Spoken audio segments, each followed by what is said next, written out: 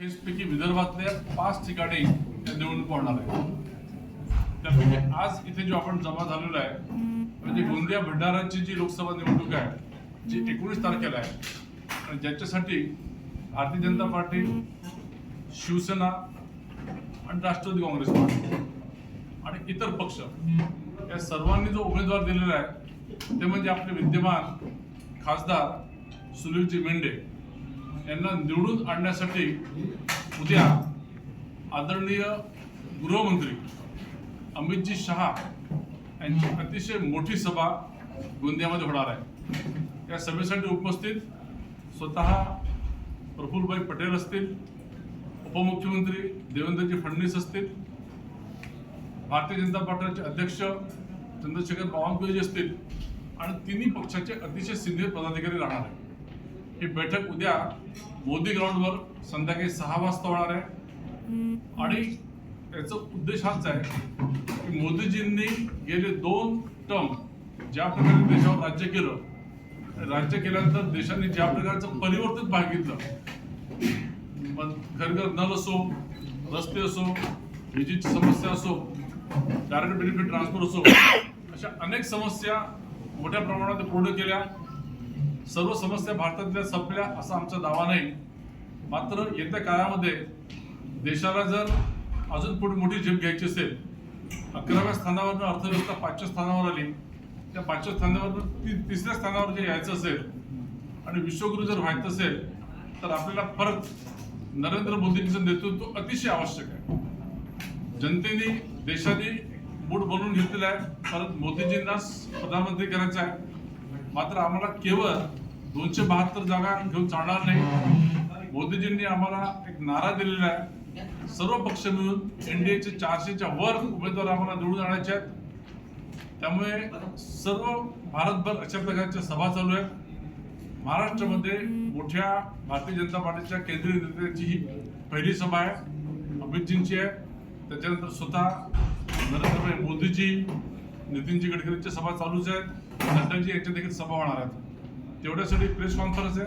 आपल्या माध्यमातून मी सर्व गोंदिया भंडारा इथल्या मतदार क्षेत्रातल्या जनतेला आवाहन करतो की त्यांनी उद्या प्रचंड मोठ्या प्रमाणामध्ये यावं, अमितजींना आणि इतर आमच्या नेत्यांचे विचार ऐकावे आणि भारतीय जनता पक्षाच्या प्रत्येक उमेदवाराला आणि विशेषतः सुनीलजी मेंढे यांना मताधिक्याने निवडून द्यावं ही मी विनंती करतो. मागच्या वेळेस मेंढेजींना 52% वोट मिळाले होते. आता आम्ही एकत्र लढतोय, त्यामुळे आम्हाला 60% कसं जाता येईल या दृष्टीने आमचा प्रयत्न आहे आणि एवढ्यासाठी प्रेस कॉन्फरन्स. धन्यवाद. पाठक साहेब, आपण जे विद्यमान खासदार त्यांना पुन्हा तिकीट दिलेली आहे, त्यांना एक राजकीय मोह खूप आहे. नगरसेवक होते, 5 वर्ष नगराध्यक्ष राहिले, त्यांनी ती खुर्ची सोडली नाही. आता परत खासदार पण आहेत. तर भविष्यात त्यांना समजा आता खासदार निवडूनही आले तर परत नगराध्यक्षासाठी, नगरसेवकाची त्यांना तिकीट देणार का तुम्ही? बघा की एखाद्या सामान्य कार्यकर्त्याला देणार? निवडणुकीविषयी बोलतोय. लोकसभेच्या निवडणुकीसाठी ज्यांचं सर्व्हेमध्ये नाव आघाडीवर होतं अशा प्रकारचे उमेदवार आपण घेण्याचा प्रयत्न केलेला आहे आणि म्हणूनच विद्यमान खासदार ते रिपीट झालेले आहेत, ते परत निवडून देतील याचा आम्हाला विश्वास नाही. पण त्यांच्या जासगाव गावात त्यांचा खूप विरोध आहे. मी काल प्रत्यक्ष जाऊन आलो. म्हणजे ज्या गावात ते जन्माला आले त्याच गावात त्यांच्या विरोधात रोष आहे. नाही, तुमच्या मताचा सन्मान करतो. मात्र 19 तारखेनंतर 4 जूनला मतदान पेटीमध्ये जेव्हा मतं उघडतील तेव्हा ते किती मोठ्या मताधिक्याने निवडून येतील हे तुम्ही बघा. तो ऐसा देखा जाता है कि गोंदिया भंडारा जिले में हर समय गोंदिया जिले के साथ बहुत अन्याय होता है. यहाँ भी भाजपा के बहुत बड़े बड़े अनुभवी लीडर हैं, बहुत कार्यकर्ता है, पुराने कार्यकर्ता है. जब साइकिल पे जा जाके लोहे के पत्रे पे गेरू घसते थे, जब से यहाँ कार्यकर्ता है. हर टिकट बांटने में भाजपा गोंदिया जिले की उन कार्यकर्ताओं की उपेक्षा क्यों करती है? सब झुकता माप नागपुर भंडारे की तरफ क्यों जाता है उम्मीदवारी के मामले में? यह वरिष्ठ कार्यकर्ता है, संघर्षशील कार्यकर्ता है, 100 साल से 3 पीढ़ी से आरएसएस भाजपा का काम कर रहे हैं. और जब कोई टिकट नहीं लेता था आपके वार्ड में, उस समय से वो लोग जनसंघ के दिए से लड़ते आ रहे हैं और आज के उनके हर टिकट में उपेक्षा क्यों जाती है और गोंदिया भंडारा जिला में पूरी टिकटें भंडारा नागपुर की तरफ क्यों जाती है? इन कार्यकर्ताओं का क्या होगा? देखिए भारतीय जनता पार्टी की एक विशेषता है, हर कार्यकर्ता पार्टी के लिए काम करता है. जैसे मैं गत 40 साल से पार्टी के लिए काम करता हूं, मुझे कोई भी टिकट नहीं मिला। हर कार्यकर्ता अच्छा काम करता है, मेरी इसका मतलब उसको टिकट देना चाहिए, ऐसा नहीं होता है। इलेक्शन में विनेबिलिटी इंपॉर्टेंट होती है, उस समय जिस प्रकार की परिस्थिति निर्माण होती है उस प्रकार से टिकट देते हैं। सर, हमको ऐसा लगता है जो पुराने जो कार्यकर्ता भाजपा में जो सक्रिय कार्यकर्ता थे या पदाधिकारी थे, उनको भाजपा कहीं ना कहीं भूलते जा रही है। आपके महायुति के कार्यक्रम में भी हमारे जो ज्येष्ठ पुराने कार्यकर्ता थे भाजपा के, उनका सत्कार नहीं हुआ है, उनको ऐसा पता चला, क्या बोलेगा? देखिए, अभी इलेक्शन का माहौल है, जल्दी जल्दी कार्यक्रम हो रहे हैं, कुछ टेक्निकल बातें हो सकती है, सत्कार हुआ नहीं हो गया, लेकिन किसी ने जानबूझ के किया ऐसा नहीं है। अभी प्रफुल्ल भाई ने बहुत अच्छा बताया कि अगर भारतीय जनता पार्टी एनसीपी की इज्जत कर रही है, रिस्पेक्ट कर रही है, तो एनसीपी ने भारतीय जनता पार्टी की इज्जत करना है। कुल मिला के हम पहले बार भी एकत्रित जा रहे हैं, कुछ टेक्निकल लैप्सेस हो सकते हैं, लेकिन कोई जानबूझकर कर रहा है ऐसा बिल्कुल नहीं। ऐसा हमको सुनने में मिला है कि बहुत लोगों को भाजपा में लिया गया है कि इस बार उनको टिकट मिलेगी, ये आश्वासन देके भाजपा ने इनको लिया है, लेकिन उनको टिकट नहीं मिली लोकसभा में, तो उनकी भी नाराजगी है अभी बताई जा रही है। क्या बोलेंगे इस बार? देखिए, ऐसा कोई भी कमिटमेंट नाम की चीज नहीं होती है, अगर होती है तो उसको टिकट दिया जाता है। लोग देवेंद्र मोदी जी के नेतृत्व में जिस प्रकार से सरकार काम कर रही है उसकी तरफ आकृष्ट हो रहे हैं, स्वयं होकर आ रहे हैं, और हर एक को कुछ कमिटमेंट दिया है या टिकट मिलेगी ऐसी बात तो हो नहीं सकती। अल्टीमेटली लोकसभा की सीट जो है 544 ही है, उससे ज्यादा तो है नहीं, इसलिए हम सब कार्यकर्ता के साथ में जा रहे, किसी में कोई ऐसी नाराजगी नहीं है। सर, कल कितने लोग हाजिर रहेंगे शाह जी के सभा में अंदाजा? देखिए, जो मोदी ग्राउंड है उसकी पूरी कैपेसिटी भर जाएगी, तो 70,000 भी हो सकते हैं, 75,000 भी हो सकते हैं, पूरी कैपेसिटी फुल हो रही है। हम ज़्यादा से ज़्यादा बड़े पैमाने पे व्यवस्था कर रहे हैं। आम जनता का ऐसा चर्चा जैसे चल रही है कि जैसे शाह साहब जैसे बड़े बड़े जो मंत्री है, जब इलेक्शन होता है तभी वो आते हैं, ऐसे में उनका देखना नहीं मतलब आना नहीं होता, तो क्या आप बोल सकेंगे कि इससे पहले भी जब आए थे तब इलेक्शन था, अभी भी आ रहे थे इलेक्शन था, इन बीच में जो बड़े नेता है गोंदिया शहर में नहीं आते, ऐसा लोगों का रोष है, क्या बोलेगा? देखिए, इलेक्शन की जो मशीनरी, जो सिस्टम है, अल्टीमेटली हर नेता हर शहर में, हर गांव में जा नहीं सकता है, इसलिए उनके प्रतिनिधि के तौर पर हम लोकसभा के उम्मीदवार को चुन के देते हैं, तो उनके माध्यम से सभी गाँव से। आज गोंदिया और भंडारा में रास्ते का जाला बिछ गया है, नल का प्रॉब्लम सॉल्व हो गया है। जब हम टॉयलेट की बात करें तो इधर भी टॉयलेट्स आ गए हैं, जनधन के माध्यम से पैसा कर जा रहा है तो इधर भी आ रहा है। तो जात धर्म कुछ भी न सोचते हुए हर व्यक्ति तक अंत्योदय, हर व्यक्ति तक विकास कैसा जाए, ऐसा हमारा प्रयास होता है। पाठक साहब, आपने एक मेरा सवाल है, अभी प्रफुल्ल भाई ने जैसा एक आपके कार्यक्रम में बोला था कि परिणय जी और देवेंद्र जी छोड़ के बाकी सबका मैं रिंग मास्टर गोंदिया में रहा हूँ, तो क्या पहले से ही भाजपा और एनसीपी के संबंध अच्छे रहे कि अभी? तुरंत प्रफुल्ल भाई ने बोला इस सभा में थोड़ा लाइट वातावरण करने के लिए ऐसा बोलना पड़ता है, इसलिए उसको ज्यादा महत्व देने की जरूरत नहीं है।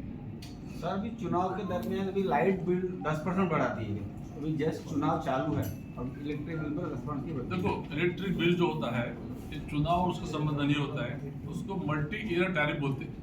5 साल का हर अप्रैल में कितना लाइट बिल बढ़ना चाहिए तो पहले ही तय हो जाता है। हर स्टेट में सर बिजली सस्ती है, लेकिन सिर्फ महाराष्ट्र में महंगी है, और वो हर अप्रैल में होता है।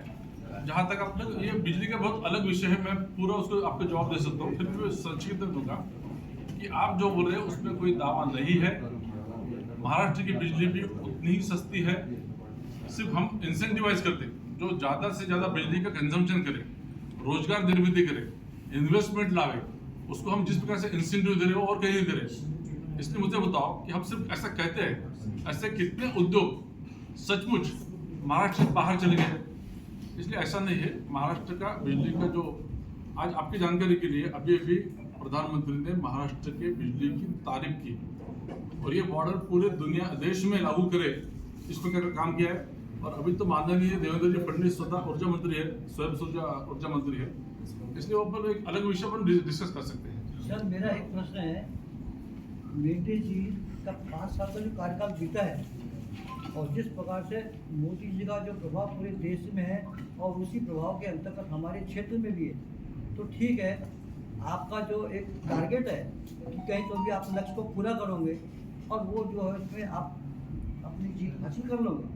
बावजूद इसके जो शहर की जनता में जो रोष है और जिस प्रकार को लेकर के एक जिस प्रकार का यहाँ का वातावरण रहा है पूरे अपने भंडारा और गोंदिया लोकसभा के क्षेत्र का, सिवाय प्रफुल्ल पटेल जी को छोड़ करके यहाँ पर और भी जो बीजेपी की कैंडिडेट भी चुन करके आते रहे और मोदी जी का भी वर्तमान कार्यकाल जो रहा है वो किस प्रकार का रहा है पूरी क्षेत्र की जनता आप जानती प्रश्न है। पूछिएगा।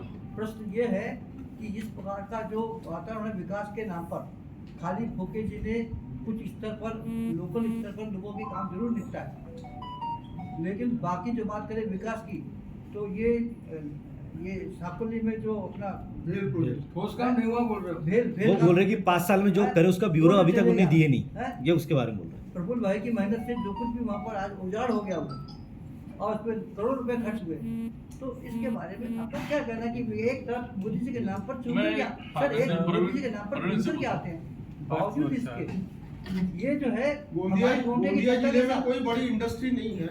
ये विकास के नाम पर कुछ भी नहीं होता एक मिनट, इसका उत्तर ये- दो। इसका उत्तर मैं देता हूँ। आपने 3 प्रश्न पूछे। पहला प्रश्न है कि गोंदिया शहर के गली के विकास के संदर्भ में आपने मुझे पूछा, कुशल पाठक जी ने पूछा, तो मैं आपको स्पष्ट कर देना चाहता हूँ कि लोकसभा का जो सांसद होता है वो सब बड़े प्रोजेक्ट जो है नेशनल हाईवेज है, उद्योग लाने के संदर्भ का हो या कोई रेलवे स्टेशन बनाने के संदर्भ का हो, रेलवे लाइन बनाने का हो, पोर्ट लाने का हो, ड्राई पोर्ट लाने का हो, या इस प्रकार के जो बड़ी चीज़ें हॉस्पिटल लाने का हो, ये सब काम सांसद करते हैं। जो बाकी जो काम है वो जो समझो बड़े स्टेट हाईवे बनाना हो, गाँव को जोड़ने वाले हाईवे रोड बनाने के हो, मुख्यमंत्री ग्राम सड़क योजना, प्रधानमंत्री ग्राम सड़क योजना, 25-15 का काम, ये सब विधायक करता है। और गली के गटर, चेंबर, नाले की ये दुरुस्ती का काम एक नगर सेवक करता है। तो ये हर एक का एक काम निश्चित किया गया है। अभी जब आप समझो सांसद से नगर सेवक के काम की अपेक्षा करोगे तो निश्चित ही आपका भ्रम निराश होगा। आपने सांसद से सांसद के काम के संदर्भ का आपने उनका ब्यौरा लेना चाहिए, विधायक से विधायक का और नगर सेवक से नगर सेवक का। सर मेरा मैंने एक सांसद की ही बात किया मैंने। ठीक है, दूसरा ऐसा है कि हम सब जो है आज सुनील मेंढे जी भले ही ये गोंदिया भंडारा के सांसद हो, पर हम सब उनके प्रतिनिधि हैं। चाहे मैं हूँ, चाहे गोपाल जी अग्रवाल है, चाहे विनोद भैया अग्रवाल है, जो लोग उनके लिए मत मांगते हैं वो सभी उनके अगले 5 साल के लिए उनके प्रतिनिधि होते हैं। हमने जो काम ये शहर के लिए किया है, चाहे मैं हूँ, चाहे गोपाल अग्रवाल जी है, चाहे राजू जैन जी है, चाहे विनोद अग्रवाल है, चाहे अशोक जी इंगड़े हो, चाहे रमेश जी कुते हो, ये सब लोगों ने जो काम किए, ये सांसद जी हमारे नेता है, उनके प्रतिनिधि के स्वरूप में हमने काम किए, सरकार के स्वरूप प्रतिनिधि के रूप में हमने काम किए। तो इसीलिए सांसद साहब के विकास निधि आप जब आज बोर्ड देखोगे तो एक भी बोर्ड कांग्रेस पक्ष का गोंदिया जिले में नहीं है। एक तो कांग्रेस राष्ट्रवादी के कोई नेता के संदर्भ नाम होगा, प्रफुल्ल भाई का नाम होगा, मनोहर चंद्रिका जी पुरे जी का नाम होगा, राजू जैन जी का नाम होगा, गोपाल दास अग्रवाल जी का नाम होगा, विनोद अग्रवाल जी का नाम होगा, करीना फूके का नाम होगा। कहीं पे भी नाना पटोले या कोई भी कांग्रेस के नेता का नाम कोई भी एक बोर्ड भी नहीं होगा। मेरा आपको यही कहना है कि ये जो विषय सांसद से हमने दिल्ली की, देश की और बड़े कामों के संदर्भ की अपेक्षा करना चाहिए, गली की और नगर सेवक के स्तर के काम की अपेक्षा नहीं करना चाहिए। दूसरा, आपने भेल संदर्भ में जो प्रश्न पूछा है, भेल प्रकल्प अनेक वर्षों से आया हुआ है। 2014 के पहले उसको मंजूरी मिली थी और कुछ टेक्निकल कारणों के कारण वो फिर कार्यान्वित हो नहीं पाया। मैं आपको इसीलिए इसकी जानकारी मैं विश्वास पाठक जी की परवानगी लेके इसीलिए आपको इसका उत्तर दे रहा हूँ, क्योंकि ये संदर्भ की एक तकरार मैंने उद्योग मंत्री के पास मैंने खुद में की, माननीय उप मुख्यमंत्री देवेंद्र फडणवीस साहब ने उसमें हस्तक्षेप लिया और ये संदर्भ में हमने भेल को नोटिस दिया है और भेल का जो जगह अलॉटमेंट का MRDC के माध्यम से जो अलॉटमेंट होता है वो कैंसिल करने का हमने प्रोसेस शुरू किया है। दूसरा, हमने वो कोर्ट उसके अगेंस्ट में वो हाई कोर्ट में हमने रिट पिटिशन किया है। वो रिट पिटिशन में हमने उनको बोला है कि आप अगले 6 महीने का हमको ब्यौरा दीजिए। एक तो अगले 6 महीने में भेल प्रकल्प का काम शुरू कीजिए, कितने दिन में आप ये शुरू करेंगे और कितने दिन में वहाँ उद्योग शुरू होगा, इसका एक टाइम बाउंड प्रोग्राम एफिडेविट के तहत आप हमको दीजिए। नहीं तो आप वो जगह MRDC को वापस लौटाइए, हम MRDC के माध्यम से दूसरा कोई बड़ा उद्योग वहाँ पे लाएंगे। तीसरा जो आपने प्रश्न पूछा वो गोंदिया में उद्योगीकरण के संदर्भ में, तो आज जब आप गोंदिया जिले में घूमते तो सबसे बड़ा उद्योग अदानी पावर प्लांट, इसमें 15,000 लोग काम करते हैं। मेरी जानकारी के हिसाब से कम 15,000 लोग काम करते हैं और डायरेक्ट इनडायरेक्ट लगभग 50,000 लोगों को इसके माध्यम से रोजगार मिला हुआ। आज आप एक MSME के माध्यम से अनेक उद्योग गोंदिया जिले में आप जब राइस मिल्स जब देखेंगे तो गोंदिया जिले में जितने राइस मिल्स है उतने मुझे नहीं लगता है कि और कोई जिले में है। ये छोटे मोटे जो उद्योग है ये सब जो एमएसएमई है, medium scale industries, small scale industries के माध्यम से बड़े पैमाने पे रोजगार निर्मित हो, बड़े पैमाने पे उद्योग का भी ये हुआ है। आगे आगे आगे हम भी विश्वास पाठक जी, क्योंकि ये तीनों चारों कंपनी जो एमएसएमई जिसको कहते हैं, जो छोटी छोटी बाकी सब कंपनी इसके डायरेक्टर है मेन एमएसएमई के यही है, और सम्माननीय देवेंद्र जी फडणवीस के मंत्री है। हम भी इनको विनती करने वाले हैं कि ये लोकसभा चुनाव के बाद आप गोंदिया और भंडारा के लिए एक तो इंडस्ट्री की जो नई पॉलिसी आने वाली है वो पॉलिसी के तहत गोंदिया और भंडारा, गढ़चिरौली, चंद्रपुर ये भागों को आप स्पेशल इंडस्ट्रियलाइजेशन के लिए स्पेशल स्टेटस दीजिए। दूसरा, एमएसएमई के माध्यम से, इलेक्ट्रिक बोर्ड के माध्यम से भी हमें यहाँ पे एक कुछ इलेक्ट्रिक के बिल में जो पर यूनिट चार्ज है उसमें भी सहूलियत दीजिए। जब सहूलियत होंगी तो छत्तीसगढ़ और मध्य प्रदेश के कुछ उद्योग निश्चित ही हमारे यहाँ पे आएंगे और हमारे यहाँ भी नए उद्योग धंधा शुरू होने के लिए इसमें मदद होगी। एक मिनट, आज की प्रेस का जो विषय है वो अमित भाई की सभा और लोकसभा। एक आखिरी बात है, लोकसभा के विषय को ही मैंने बात छेड़ा, उसी को अभी दोहरा रहा हूँ मैं कि भंडारा गोंदिया लोकसभा क्षेत्र की जनता में चिंता का विषय आगामी भविष्य के लिए कि ये जो हमारे मेडी जी का जो कार्यकाल बीत चुका है और जो चुनाव हो रहे हैं जिसमें अपन गारंटी समझी जा रही है जीत की, उसके अंदर में मोदी जी का निश्चित रूप से हल है। लेकिन ये जो आपने अभी नाम गिनाया कुछ कामों को लेकर के हमारे क्षेत्र में, तो उसमें ही यानी ये जो काम आपने गिनाए अदानी को लेके और भी 2-4 बहुत सारे काम हुए, वो केवल जो है प्रफुल्ल पटेल के कारण हुए और ये जीत में उनका बहुत बड़ा योगदान होगा, ऐसा ठीक है। लेकिन चिंता का विषय ये भविष्य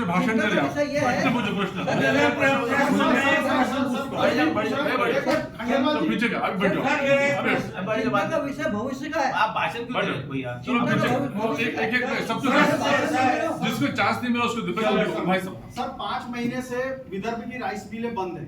उनका सबसे बड़ी समस्या है राइस मिलर्स की कि जो मिलिंग की जो दरें हैं मध्य प्रदेश में और छत्तीसगढ़ में उनको मिलिंग की 120 रुपए और 200 रुपए मिल रहे हैं, लेकिन हमारे राज्य में मैं आपको वापस विनती करता हूँ, आज का प्रेस के विषय मैं प्रेस ले रहा हूँ सर 600 करोड़ लोकल विषय मत सोचो। राज्य सरकार की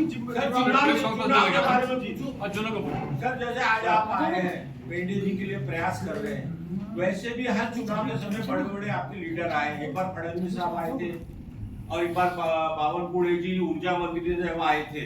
उसके बाद क्या आप जिनको टिकट देते हैं तो 5 साल के उनके कार्यकाल में आपको कोई रिव्यू का सिस्टम है क्या? जैसे कि मेरी पूरी बात सुन लीजिए, जैसे भी गोंदिया मेडिकल कॉलेज का टेंडर 1.5 साल से ऐसा आरोप है कि 2 भाजपा के आजी महाजी खासदार एमएलओ के सेटिंग के कारण 1.5 साल से 3 बार टेंडर हुआ, तो ये गोंदिया के क्षेत्र की जनता भुगत रही है। क्या आपने उन आमदारों का कभी आढ़ावा लिए क्या कि टिकट के समय आप आते? समझ गया मैं। आढ़ावा सिस्टम नहीं है आपके, आप बना देते भूल जाते और वो भी जनता का शोषण करते रहते। आप क्वेश्चन मुझे पता चल गया। देखो, भारतीय जनता पार्टी ये देश की सबसे बड़ी डेमोक्रेटिक पार्टी है। 2014 में 282 जगह मिली लोकसभा की, 2019 में 303 मिली और अभी हम 370 के ऊपर जा रहे हैं। इसका मतलब हमारा एक रिव्यू सिस्टम होता है, कोई एक दूसरा विषय हो सकता है उसमें हम ध्यान देंगे और देखा जाएगा उसको। 24% क्या कर रही है? 19 तारीख को लोकसभा के चुनाव के अपने यहाँ पर मतदान है, किंतु अभी अपने यहाँ से मतलब गोंदिया जिले में देखा जा रहा है कि कहीं जनता में कहीं ना कहीं निराशा है और जनता की निराशा के साथ साथ में भाजपा के कार्यकर्ताओं में भी निराशा है। जनता के बीच में जिस हिसाब से भाजपा के कार्यकर्ता जाना चाहिए, ये आपके जो मित्र पक्ष आपके साथ में भी यूपी में जो है, जैसे इसमें सिर्फ अग्रणी रूप में भी एनसीपी दिख रही है और साथ में भाजपा के शहर अध्यक्ष से लेकर पूरी कुछ टीम दिख रही है शहर के अंदर बाकी जगह पर, लेकिन साथ में जैसे आपके साथ में चाबी संगठन है या आपके और भी जो लोग हैं वो कहीं नहीं जा रहे। तो इस प्रकार से जैसे अपन जैसे बोला कि 4 लाख वोटों से हम जीतेंगे, लेकिन जिस हिसाब से जनता के बीच में माहौल है तो वोटिंग परसेंटेज इसमें कहीं ना कहीं कम होगा। तो इसमें एक आपके लिए है कि भाई लोगों को घर से कैसे निकाला जाए और आपके कार्यकर्ताओं को आप कैसे लेके आएंगे और इसमें जीत कैसे प्रश्न हो गया ना, बैठिए ना प्लीज। देखिए, ये आपका विचार जो है उसके हम पूरा सम्मान करते हैं, लेकिन वस्तुस्थिति ऐसी नहीं है और विशेषता कल अमित भाई की सभा के बाद में वातावरण और बदल जाएगा और हम लोग घर घर में संपर्क अभियान हमारा चालू हो गया है। सब प्रकोष्ठ आघाड़ी के लोग जा रहे हैं जैसा महिला आघाड़ी की जो अध्यक्ष है चित्रता वाघ वो ऑलरेडी यहाँ पर है, तो हम उसके ऊपर काफी सीरियस है। 2019 तारीख तक ये पूरा चित्र बदल जाएगा। तो कितने वोटों से आप जीत अपेक्षित करते हैं? नहीं, अभी नंबर की बात नहीं, लास्ट टाइम हमको 52% प्रतिशत मिला था, इस बार उससे ज्यादा मिलेगा।